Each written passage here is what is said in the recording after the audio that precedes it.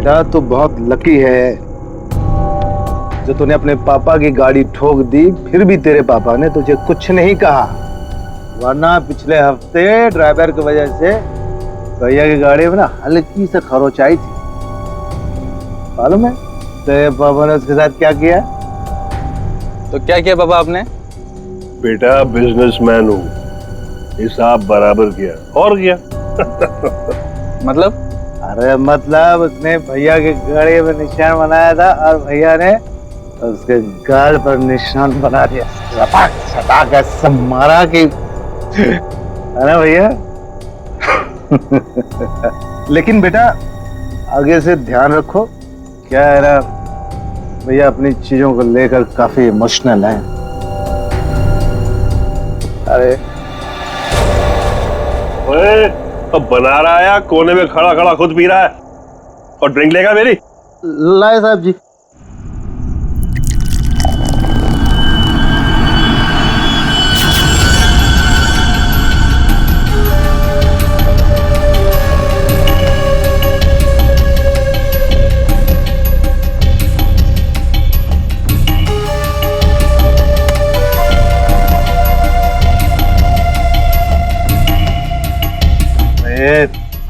इतना कांप क्यों रहा है? हाँ संभाल के रख। अरे बेवकूफ, देखिए क्या तूने करा था, पकड़ मार डालूंगा यहीं। साहब बैठ जा, बैठ जा।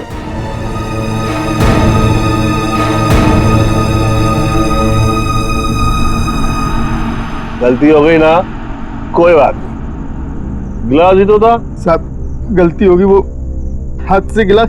फिर वही बात, भाई कांच का टुकड़ा तेरे से ज्यादा कीमती थोड़ी ना है। सीधा आजा आजा, उठा ले भाई, किसी के लग जाएगा नहीं तो। उठा।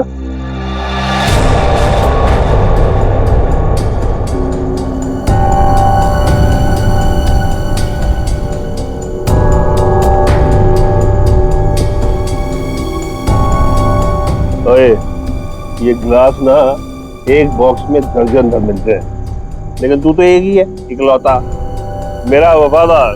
हाँ? लेकिन तुझ जैसे दर्जन भर भी बेच के आओ ना, बदले में ऐसा एक भी गिलास नहीं मिलने वाला, समझा? अभी मेरी पगार में से काट। ये जो तूने किया है ना, उसके बाद तुझे पगार देने वाला कौन है? अब बड़े बड़े मुंह क्या देख रहा है? चल जाके दूसरा ड्रिंक बना के ला, चल। सुन, ग्लास संभाल कर लाना, वरना टूट गया ना तो तुझे भी बसंती कर कांच के टुकड़ों पर नचाऊंगा। हेलो हेलो, अरे कौन बोल रहा है? आपके कपड़े चेंज करवा देता हूँ। तू ठीक करा, चल चल चल चल। हेलो, और मुंह में जुबान नहीं है क्या? हेलो हेलो, अरे बोलो कुछ।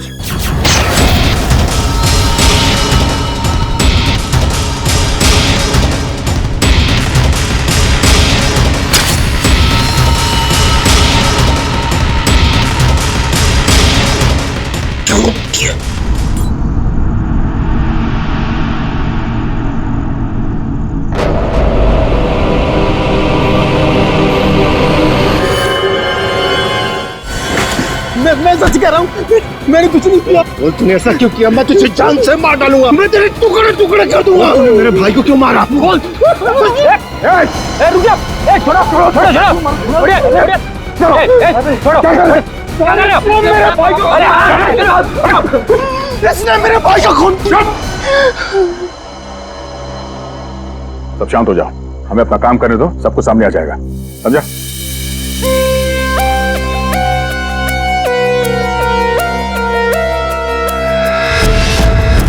किसी धारदार चीज से गला काट दिया ऐसे, बड़ी सफाई से। और तो कहीं कुछ दिख नहीं रहा है। बेचारे को अपने आप को बचाने के लिए वक्त भी नहीं मिला होगा। गले की ऐसे नस काट दिए, एक झटके में खत्म। है तो कोई अंदर वाला ही आदमी साहब।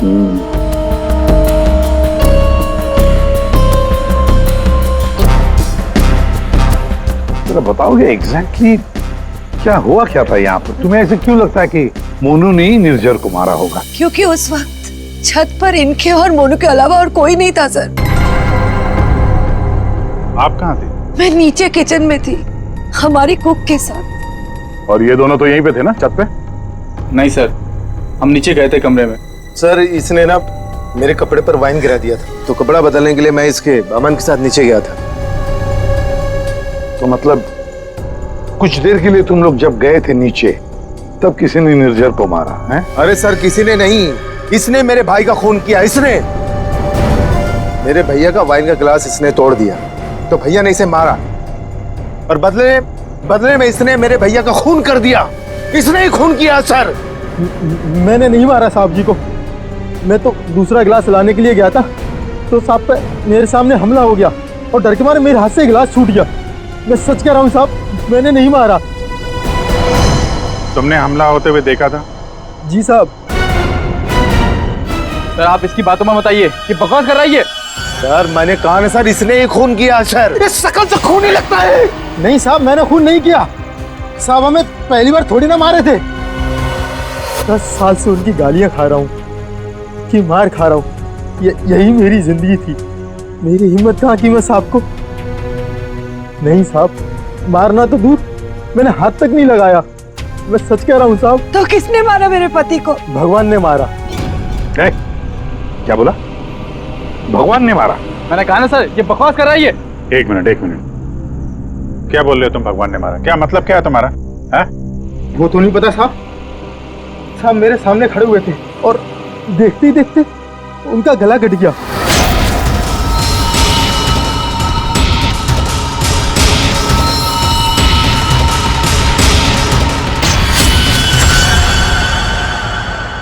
साहब ना तो कोई चाकू, ना कोई खंजर, कोई हथियार भी नहीं, और कोई हथियार चलाने वाला भी नहीं साहब।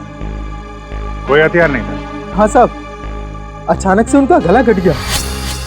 उनको किसी ने छुआ भी नहीं। ये सब भगवान ने उनके कर्मों की सजा दी है। बंद कर अपनी बकवास। अरे सर इसने खून किया मेरे भैया का, मैं बोल रहा हूँ ना। शांत हो जाओ।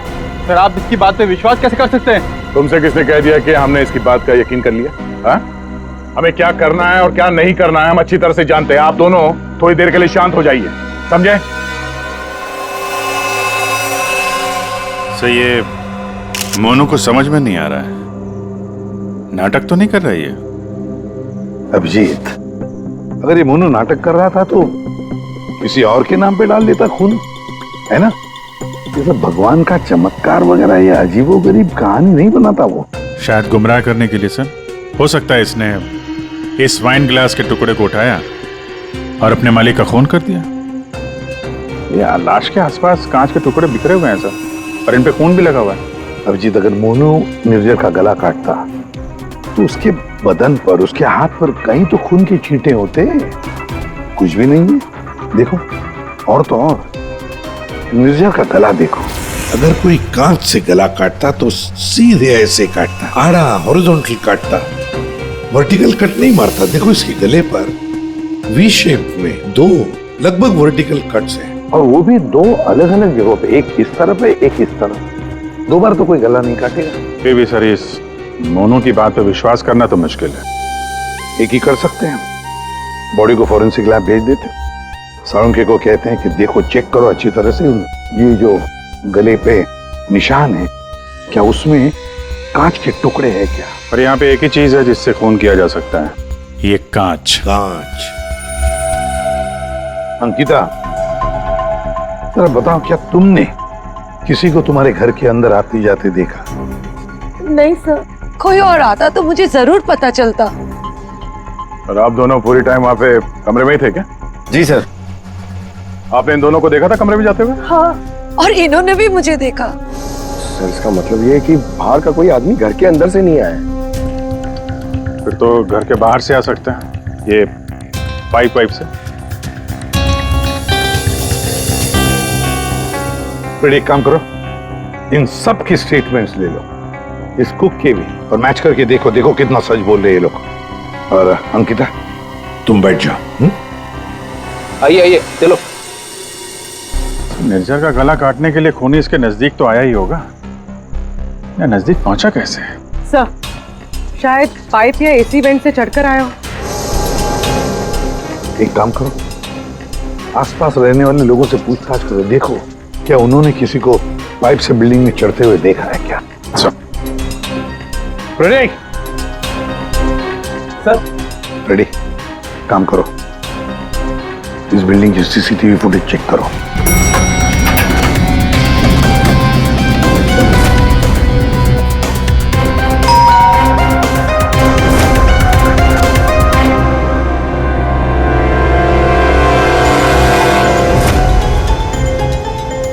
इसमें तो कुछ दिख नहीं रहा, फिर खूनी ऊपर पहुंचा कैसे?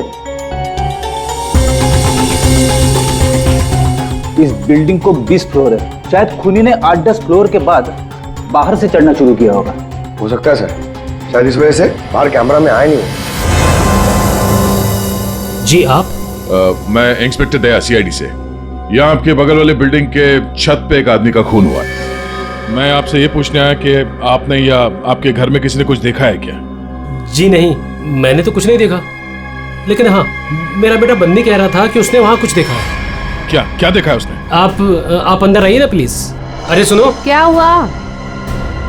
कौन है? ये सीआईडी से हैं, बता रहे हैं पास वाली बिल्डिंग में किसी का खून हुआ है। क्या? आपके बेटे ने क्या देखा?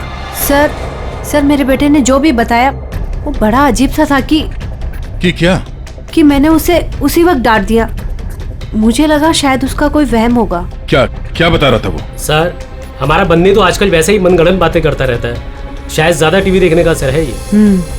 सर, हमें लगा ये भी ऐसे ही कुछ होगा। मैं सच बोल रहा हूँ सर, ये सब मैंने अपने टेलीस्कोप से देखा है। वो आदमी मर गया ना सर। हाँ बेटा, तुमने देखा उस आदमी को किसने मारा? किसी को बिल्डिंग पे चढ़ते हुए देखा, ऊपर आते हुए? कोई भी नहीं था। कोई भी नहीं था? तो फिर तुमने किसको देखा? उसी को जिसने खून किया। किसने खून किया? एक बहुत बड़े बैट ने। बैट ने मतलब चमगादड़ ने? हाँ, ये सब मैंने अपने टेलीस्कोप से देखा है। मैं रोज रात को अपने टेलीस्कोप से स्टार्स को देखता हूँ। चलिए आपको भी दिखाता हूँ। चलो दिखो। मैंने ये सब यहाँ से देखा सर। यहाँ से? हाँ।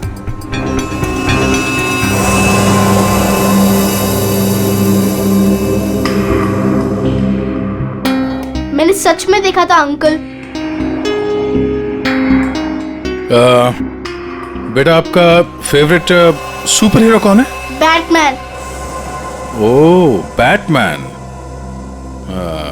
ठीक है, आपने आज सीआईडी की बहुत मदद की। Thank you. मैं चलता हूँ। Thanks. Thank you sir.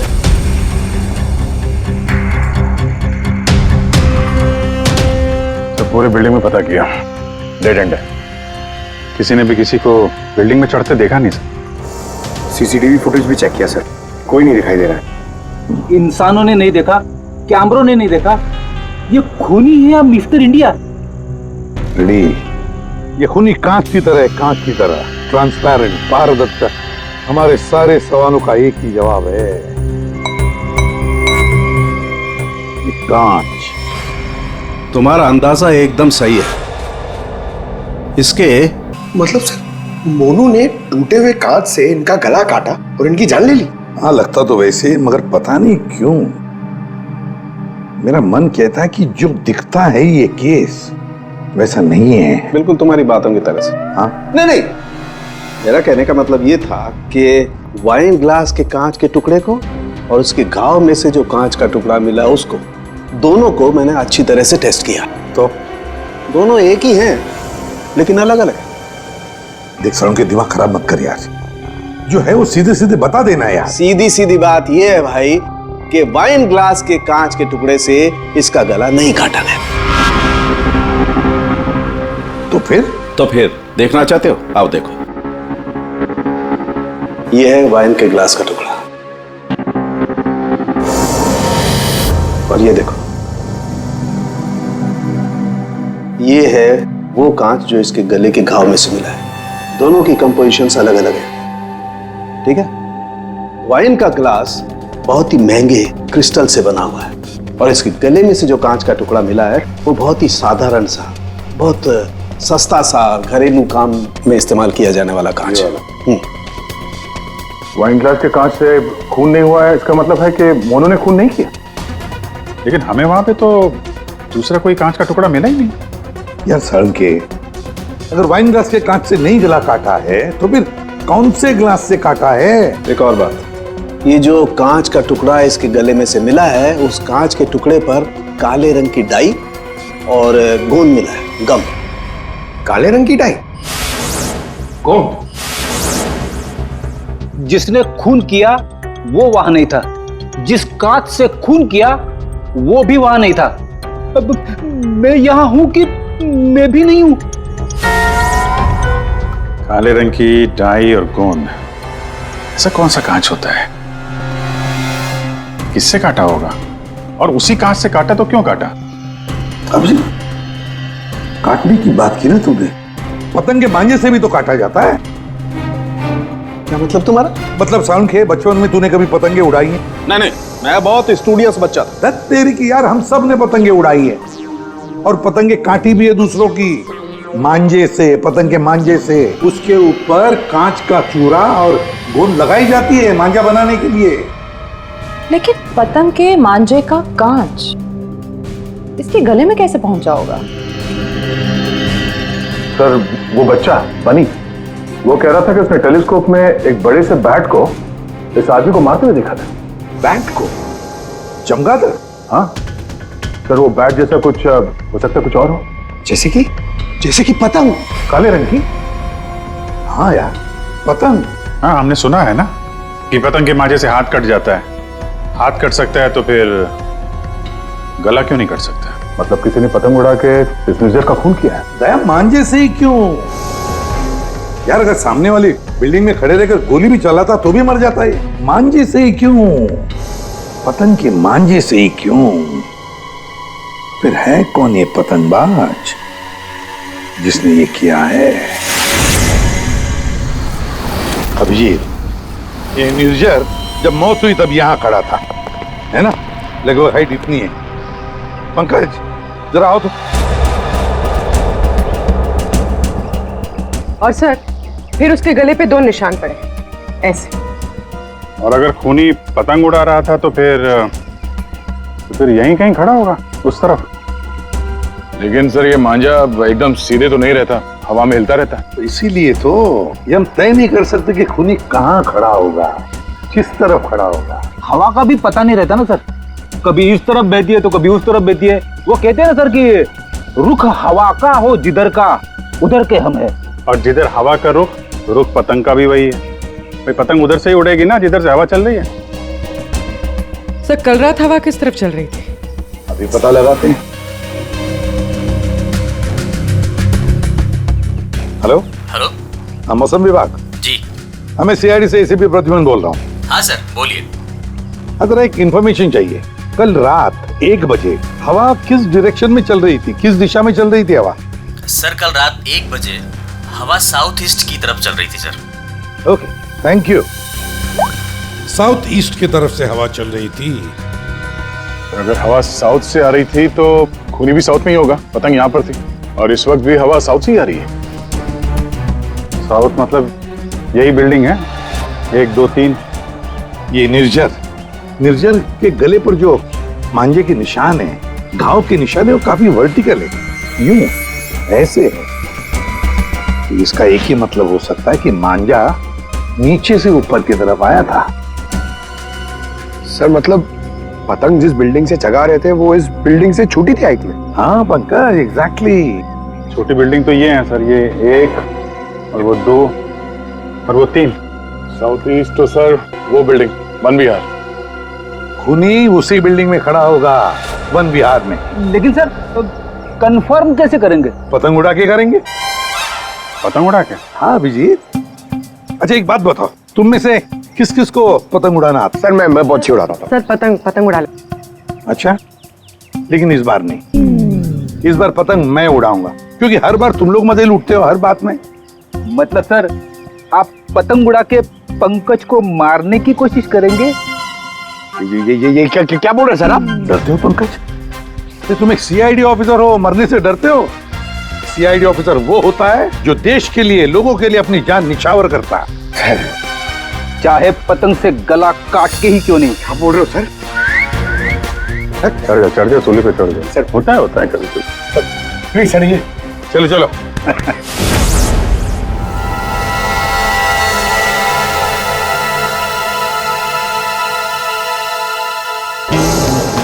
Abhijit, अरे जरा ढील दो, ढील दो। हाँ बता।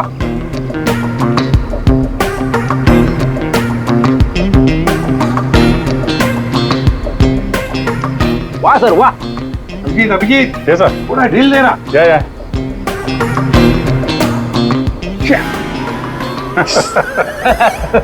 अभिजीत सर की पतंग कट गई। हाँ हाँ।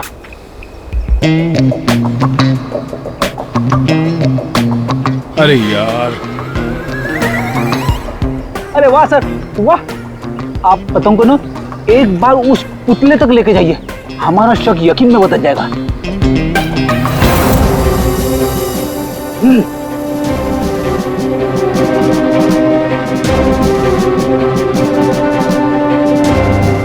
अरे नहीं यार, फ्रेडी पकड़ लो। ये नामुमकिन है।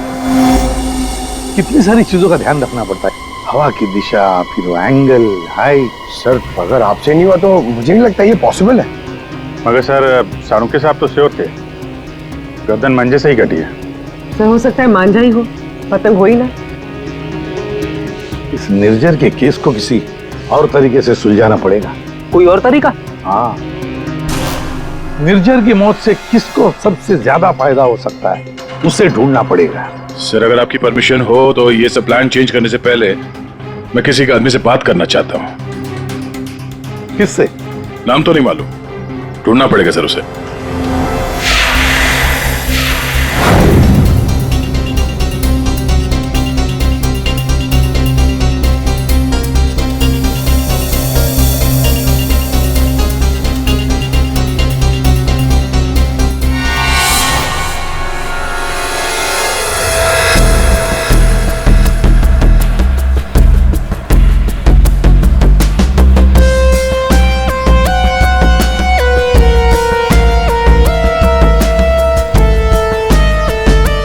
अल्ताफ भाई, पतंग उड़ाने के लिए आपकी उम्र कुछ ज्यादा नहीं है?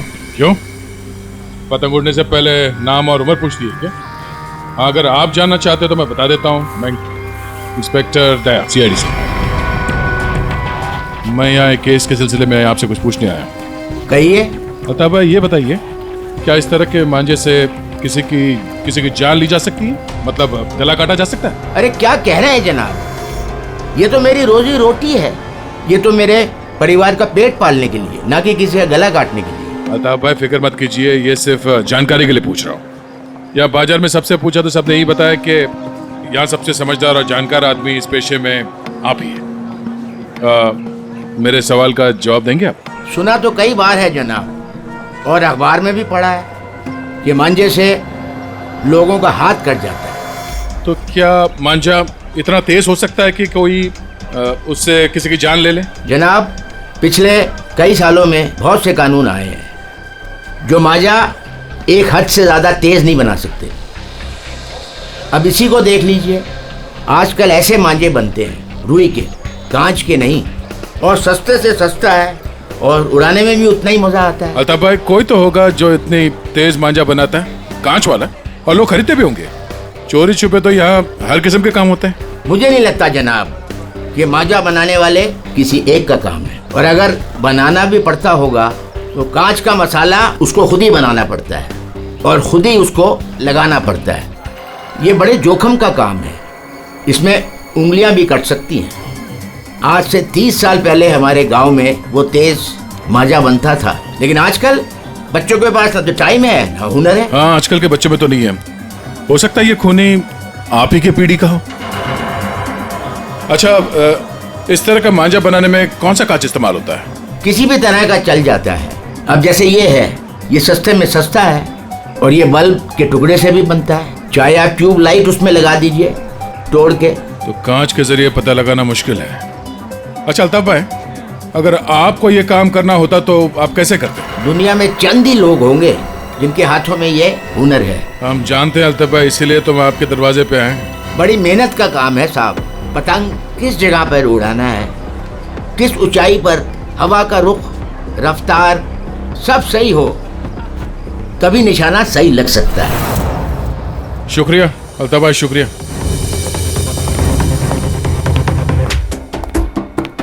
सर सर ये वो लोगों की सस्पेक्ट लिस्ट है जो निर्जर को मार सकते हैं। इतने सारे दुश्मन इस निर्जर के? सर वो बहुत ही स्वार्थी और बेरहम बिजनेसमैन था। बहुत लोगों को धोखा दिया था उसने सर।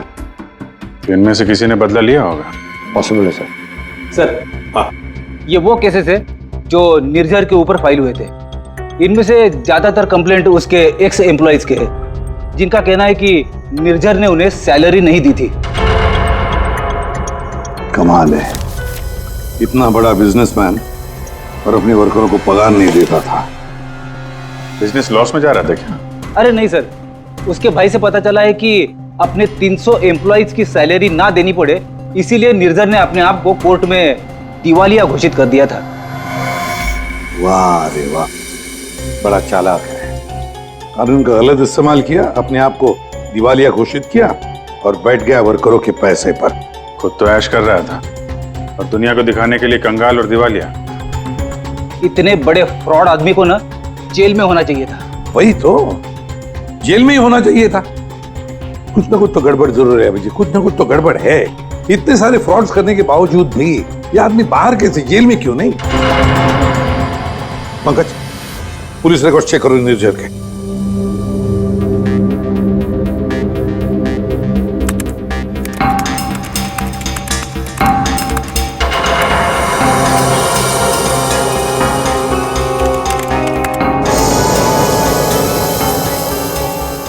सर पुलिस रिकॉर्ड तो है। क्या 5 साल पहले निर्जर कस्टडी में लिया गया था सर। ये मगर सर सिर्फ 1 घंटे के लिए। क्या सिर्फ 1 घंटे के लिए? कमाल है सर, 1 घंटे के लिए कौन जेल में जाएगा? इतना बड़ा फ्रॉड किया और सिर्फ 1 घंटे के लिए? ओ सर, ये फ्रॉड के लिए तो अंदर गया ही नहीं था, हिट एंड रन केस के लिए गया था। किसको उड़ाया इसने? ज्यादा डिटेल्स तो दिख नहीं रही इसमें। अरेस्टिंग ऑफिसर कौन है देखो। Inspector Rane, Versova police station. कैसे राणे साहब? हाँ ठीक है, बोलिए। जरा ये फोटो देखो राणे, इसका नाम निर्जर है और 5 साल पहले आपने किसी केस में अरेस्ट किया था इसे। हाँ याद है मुझे, इसे तो हमने हिट एंड रन केस में पकड़ा था। एक्सीडेंट? किसका एक्सीडेंट हुआ था?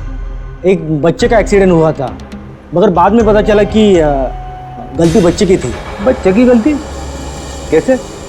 बच्चे भागते हुए अचानक रोड पे आ गया और इस कार से टकरा गया। अच्छा, अचानक भागते हुए आया। क्या क्या हुआ, क्या था? कोई इसको दौड़ा रहा था या वो किसी का पीछा कर रहा था? सर पतंग के पीछे। पतंग? हाँ सर, वो ऊपर देख के भाग रहा था पतंग पकड़ने के लिए। उसे पता ही नहीं चला कि कब वो रोड पे आ गया। वैसे बड़ी अच्छी याददाश्त है आपकी। इतने सालों के बाद भी आपको निर्जर केस के बारे में सब कुछ याद है? सर ऐसे बेरहम इंसान को कौन भूल सकता है? बेरहम? क्यों? माना एक्सीडेंट में उनकी गलती नहीं थी, कम से कम देखना तो चाहिए था ना कि बच्चे का क्या हाल हो गया। उसको बच्चे से ज्यादा इम्पोर्टेंट था टाइम पे मीटिंग में पहुंचना। उस बच्चे का बाप अभी भी याद है मुझे। क्यों, कुछ किया था क्या उसने? कुछ नहीं। कुछ नहीं मतलब? सर कुछ नहीं किया, इसीलिए तो याद है। ना कुछ कहा ना कुछ सुना। जब उसे पता चला कि निर्जर को छोड़ना पड़ रहा है तो पुलिस स्टेशन के बड़ा ऐसे खड़ा रहा जैसे सांप सूंघ गया हो, जो कोई फर्क नहीं पड़ा हो। फिर वो चला गया। उसका फोटो तो होगा ना आपके पास? सर वो ओपन एंड शेड केस था, एक्सीडेंट साबित होने के बाद कोई इन्वेस्टिगेशन करने की जरूरत ही नहीं पड़ी। अच्छा, नाम वाम तो लिखा होगा ना उसका कहीं? हाँ सर, 1 मिनट। कदम वो निर्जर केस की फाइल देना।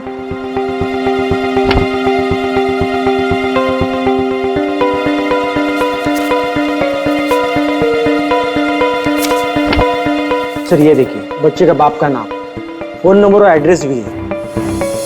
पवन कुमार। शंकर नगर। बेटी, एड्रेस, फोन नंबर वगैरह नोट कर लो जरा।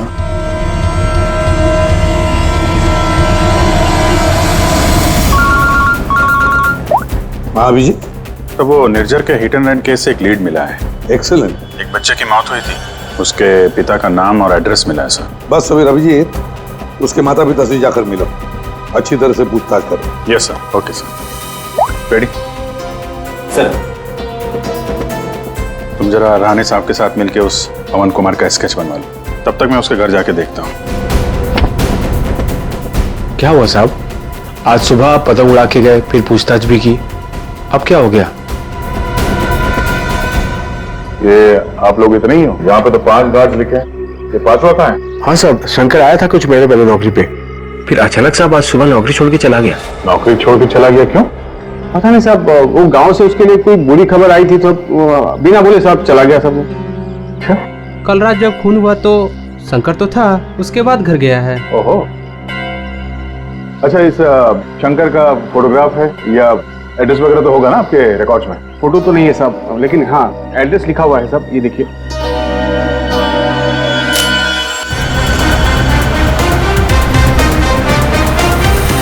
हाँ सर, एड्रेस तो मिल गया है, पर मुझे लग रहा है कि ये एड्रेस गलत हो सकता है सर। शंकर ने खून किया सर, फिलहाल तो फरार है, पर उसने निर्जर को क्यों मारा होगा ये मकसद तो समझ में नहीं आ रहा है। सर, ये पवन कुमार के घर में तो ताला लगा हुआ है।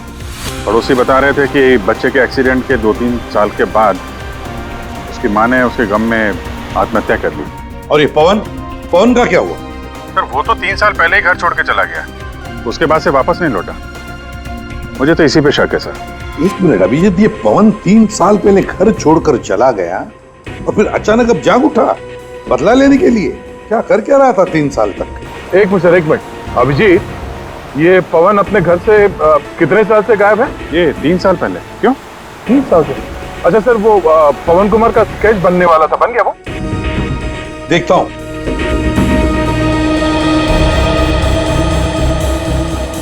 नारायण, कितनी देर लगेगी? बस अभी हो जाएगा। गुड। दया, थोड़ा टाइम लगेगा। क्यों? लेकिन क्यों पूछ रहे हो? कुछ नहीं सर, सब समझ में आ गया। ये केस अब एकदम कांच की तरह साफ है सर। कांच की तरह साफ हो गया मतलब? क्या कहना क्या चाहते हैं? सर, मैं कुछ काम करना भूल गया हूँ सर, मैं थोड़ी देर में पहुंचता हूँ सर ब्यूरो। ठीक है, जल्दी आ जाओ।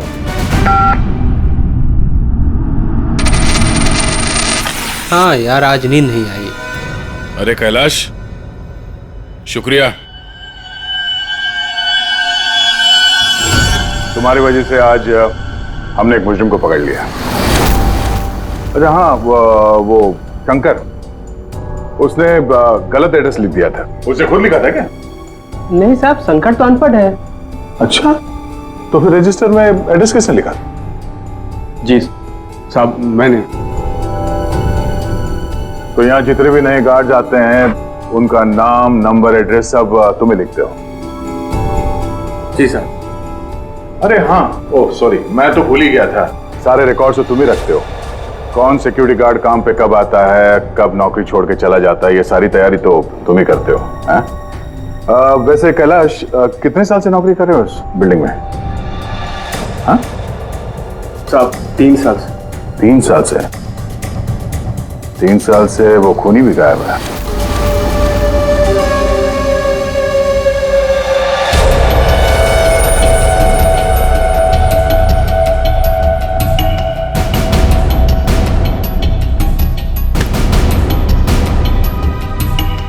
निर्जर के खून के इल्जाम में मैं तुम्हें गिरफ्तार करता हूं, पवन कुमार। पवन कुमार? हमारा नाम तो कैलाश है साहब। वो आपको शायद कोई गलत फहमी हो रही है हमको पहचानने में। लेकिन मुझसे कोई गलती नहीं हो रही है मिस्टर पवन कुमार। ये क्या है साहब? हाँ क्या है साहब, आपको कोई नहीं मिला तो एक गरीब को फंसा रहे साहब। अच्छा,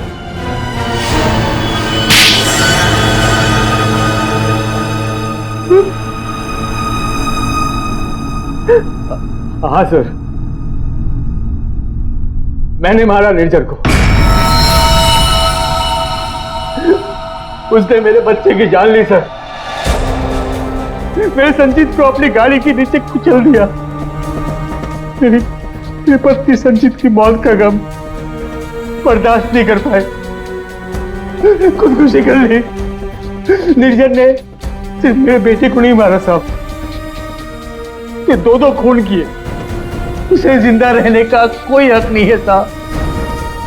ऐसे बेरहम नीच आदमी का मर जाना ही अच्छा था। पवन, निर्जर अच्छा आदमी नहीं था, हमें भी पता है, मगर उसने तुम्हारे बेटे को जानबूझकर नहीं मारा। गलती तुम्हारे बेटे की थी। वो खुद पतंग के पीछे दौड़ते दौड़ते निर्जर के गाड़ी के सामने आया। गलती मेरी है, मैंने उसे सिखाया था पतंग बनाना, पतंग उड़ाना, सब कुछ। उसे बहुत शौक था पतंग उड़ाने का, पतंग के पीछे भागने का। काश मैं उस दिन से रोक लिया होता।